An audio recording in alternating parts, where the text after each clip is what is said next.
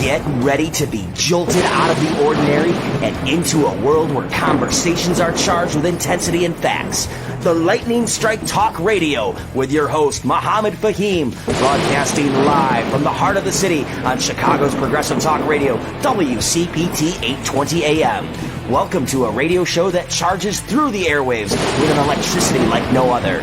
Here's your host, Mohammed Faheem. Cenk has joined the conversation. Good morning, Cenk. Thank you so much for joining us. Back to the Lightning Strike with Mohammed Faheem.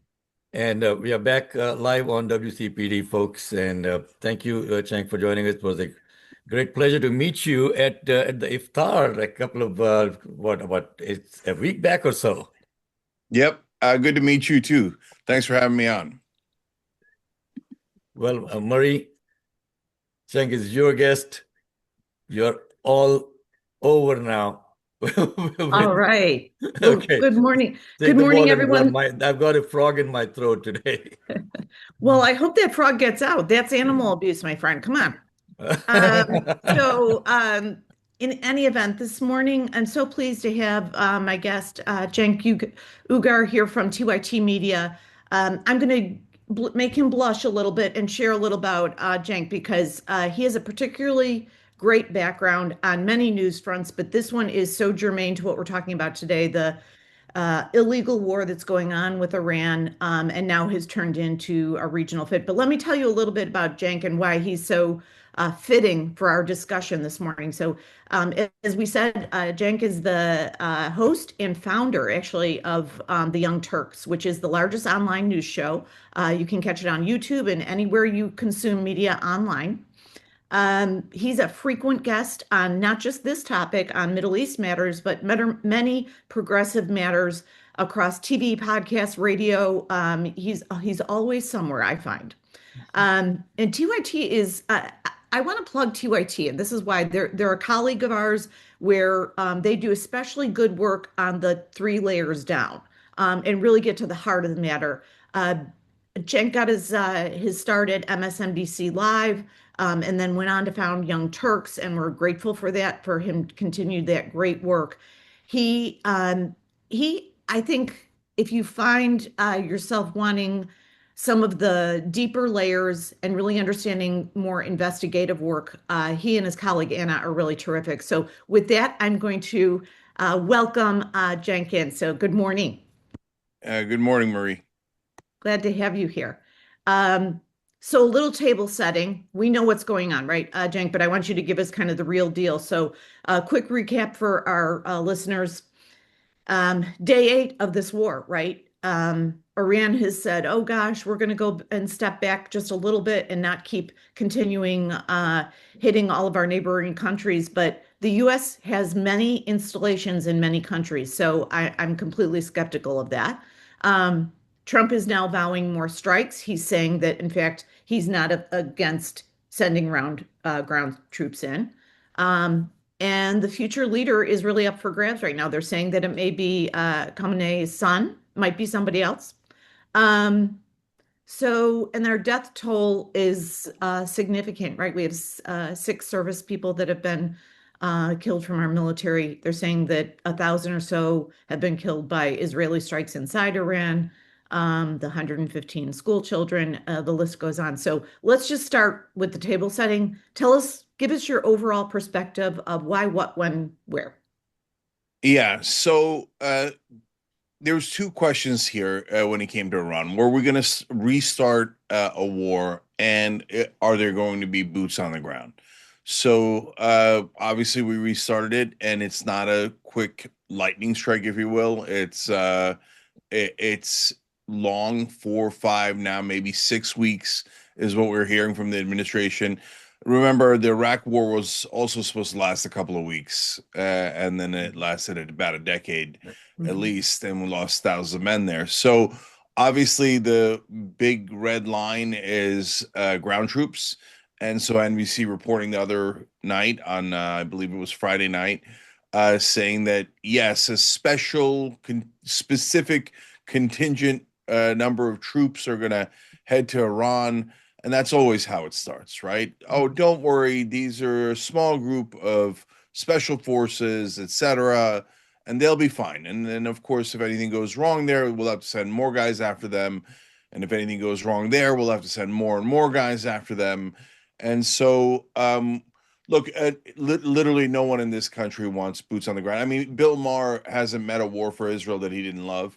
And even last night, as he was cheerleading on this war, he was saying, I mean, but no ground troops, right? And everyone in the right wing is saying, but no ground troops, right? And so here comes the ground troops. And so, look, I'll tell you what the marker is. So we have no interest in this war at all. We've already destroyed their nuclear facilities. We already killed the Ayatollah and 48 other top Iranian regime officials. We've already destroyed most of their ballistic missiles and most of their navy. So and besides which, their ballistic missiles and their navy couldn't possibly reach us. So the only interest left is specific regime change that Israel wants, and the reason they want regime change is, if we're being honest about it, and that's my job, they want puppet leaders throughout the Middle East. They want their neighbors to be defenseless. They don't want any of them ever helping the Palestinians. And they want puppet leaders across the Middle East that actually work for Israel. And so that's why they're trying to install the Shah. If we go and try to install the Shah for them, it's going to be a nightmare. So help us understand, Cenk, why Trump thinks he has the ability to install another leader, A, and B, how he would sell that to the American people that it would be a good thing. And then C, why would the Iranians ever take who he suggested? Yeah. So Trump got this crazy thought in his head from his advisors on purpose, because they want to slowly reel him into not just this war, but apparently many wars, right? So they sold him a bag of goods that everything's going to be like Venezuela. In Venezuela, we did some, I think it's still a terrible idea to go in. Why are we kidnapping foreign leaders? Just like the whole thing is devolving, all international law is devolving.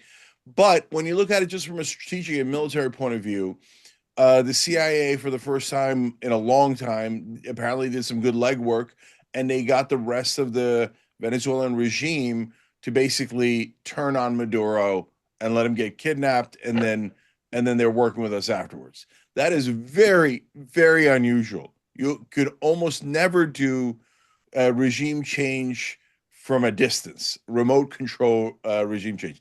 And in this case, they're not really doing regime change. The entire regime stays in place, so all of those guys aren't fighting you. So this is the lesson we learned from Iraq.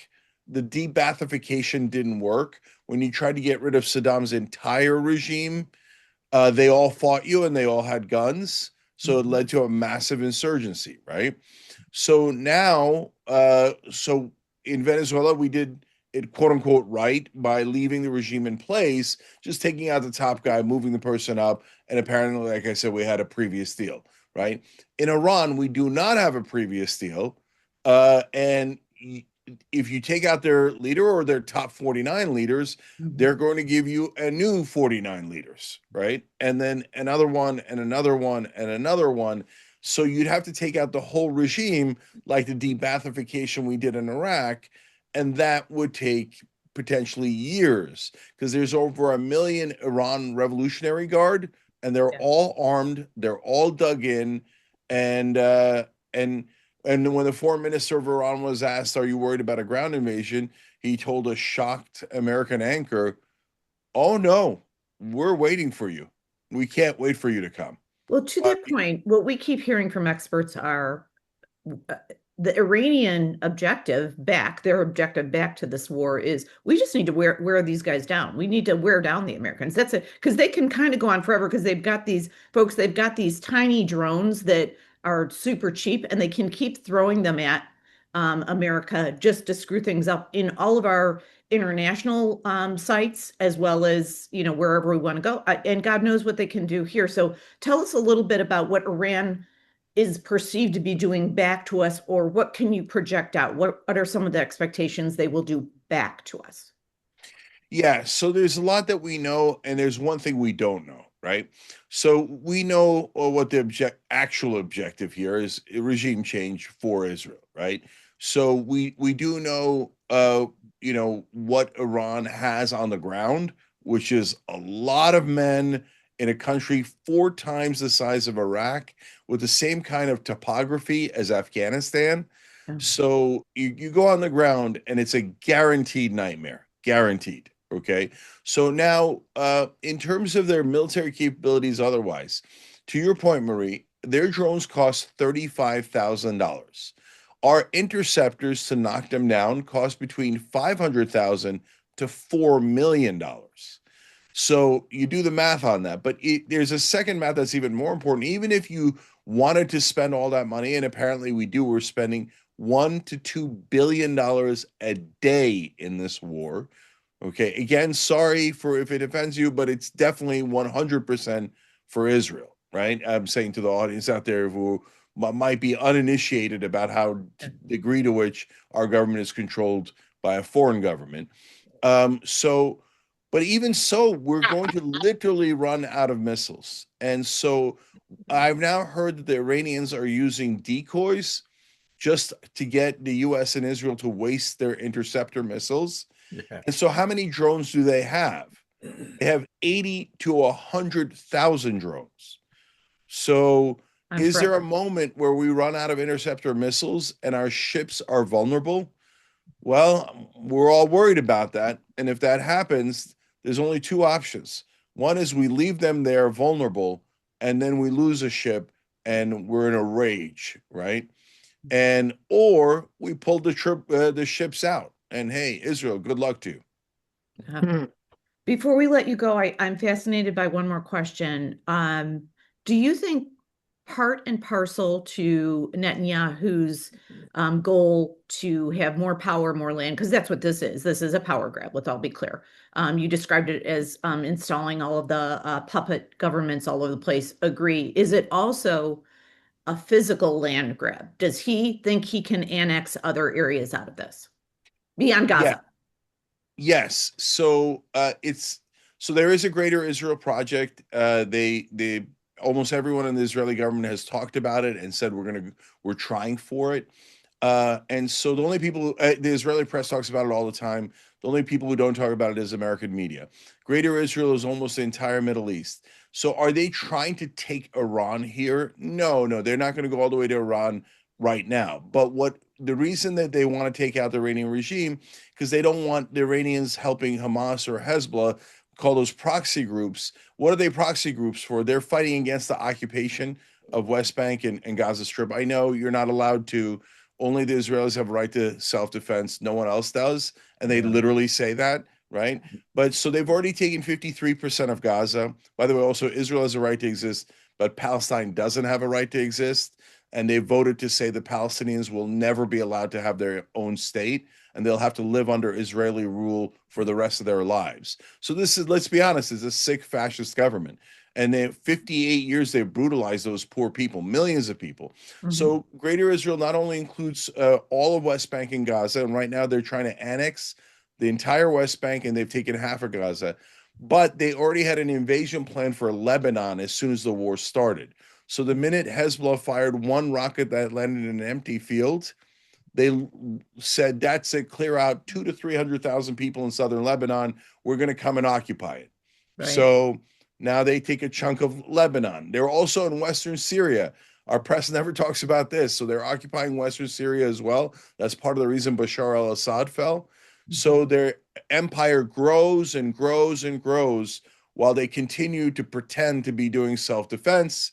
And then lastly, Marie, if they're going to do this to try to knock out any defense for the Lebanese, the Palestinians, the Syrians, as they expand their territory and install nothing but puppets throughout the Middle East, why don't they do it with their own ground troops? Right. But right away, the minute we start talking about ground troops, they're like, nope, we're going to send the Americans in to die. Right. And I didn't know the Iraq War was for Israel back in the day. I opposed it anyway, of course, because it was a disastrous war, but we lost 3,500 men, I believe there. We had tens of thousands injured. Why don't they fight their own war? I mean, I think it's a terrible idea to begin with, but if you think it's such a great idea to send in ground troops, send in your own ground troops. Why do Americans have to die for you? And I would ask, everybody watching and listening right now, who's the last American to die for Israel? And how many Americans are we going to tolerate dying in this war that we have absolutely no interest in? And I keep saying finally, but it's so maddening because to your point earlier about Trump, he never even made a case for this war. He's not going to make a case for ground troops. He's just going to do it. And so it's going to end in disaster. It is frightening. The one lever of control we have, and likely, Cenk, you know what I'm going to say, is that folks, and to all our listeners out there, and tell all your friends, is that we have one lever left. He is asking, the war is costing $1 to $2 billion a day. He's asking for an additional 50 billion. We can control that. So don't let him have it. Call your senators right now, particularly senators, Congress people as well, but particularly senators saying we will not allow for $50 billion go towards our folks being killed. So call your senators, folks. Cenk, will you come back, sir? We'd love to hear from you again. Well, that'd be great. Okay, well, thank you so much for coming and imparting all the good things. So back to you, Mohammed. There's so much more to talk about. I know. Reed has been, chomping at the bit. He wanted to say hello to Cenk and also have a question for him. And again, Cenk, thank you so much for joining us at such short notice. Reed? No problem at all, guys. And Marie, thank you for saying that. Everybody reach out to their senators because the Democrats are wobbly. They say they're against the war, but then they say they might fund it. Do not fund this war. Do not get Americans killed for no reason. Well said. Thank you, my friend. Back to you, Mohammed. Yeah, and this morning I was also listening, Cenk, to about a 14-minute phone call that our president had with the leader of Canada now, asking him to resign, saying that, okay. Okay, all right, duly noted. Insane. Okay, it's insane. It's insane, and he is insane. And again, Reed, have you got any question for Cenk? I know that you wanted to talk to him. Well, I certainly did. Cenk, Brother Cenk, I'm so glad to meet you online.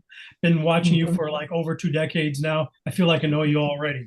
You just concern me when you go on your rants. I'm always concerned about your blood pressure. So I just want to call in and say, hey, please cool. I agree with your brother, but please calm down because I want you to be around for another 20. But you've already talked about the Middle East and said the stuff that I want to say on the air about Israel in particular. So I just want to kind of go over overall philosophy because I think our listening audience needs some clarification about certain political terms. And I was wondering if you could just run down for me your description as to what you mean by progressive. Oh, interesting. Yeah. So real quick, my blood pressure is near perfect. I'm really lucky. You let it all out. Yeah. Okay. I've got a good heart. So literally in terms of health. So if somebody says I died of a heart attack, it probably wasn't a heart attack. So, all right. Now, in terms of progressive, look, there's a lot of ways to define it. I define it in my book, Justice is Coming. And I think it's about expanding the circle of liberty and bringing it to more and more people. So, for example, of course, Martin Luther King was an incredible progressive because he expanded rights to more and more people. Women's rights movement, the right to get the vote, as progressive as it gets. And we look for justice. And so and I'd like to think, and we often are, and we're supposed to be open-minded and open-hearted. And that means you're trying to do good in the world, trying to bring positive change into the world, and you're open-minded about how to do that. All right. Good definition. Real quick, populism. This is sort of like a pop quiz for you. How do you contrast that with populism? Populism is for the average guy. So it's in direct opposition to the establishment. And so the establishment has got all the things that we know about. Mainstream media would say the wonderful status quo that we have. And the rest of the country would say, oh my God, the corrupt, horrible status quo that we have. And populism fights against that. Now, you can fight against that from the right or the left. Yeah. And so there's a populist right and a populist left. Whereas progressive is on the political spectrum, which is a little bit different. Progressive is on the left hand of the political spectrum, whereas populism is a completely different spectrum altogether. It's populist versus establishment. There's tons of establishment Democrats. And so I'm on the populist side and the progressive side.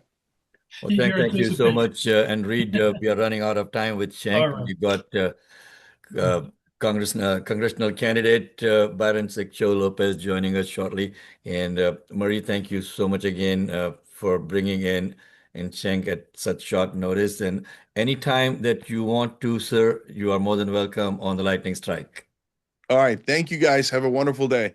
Thank you. And let's go to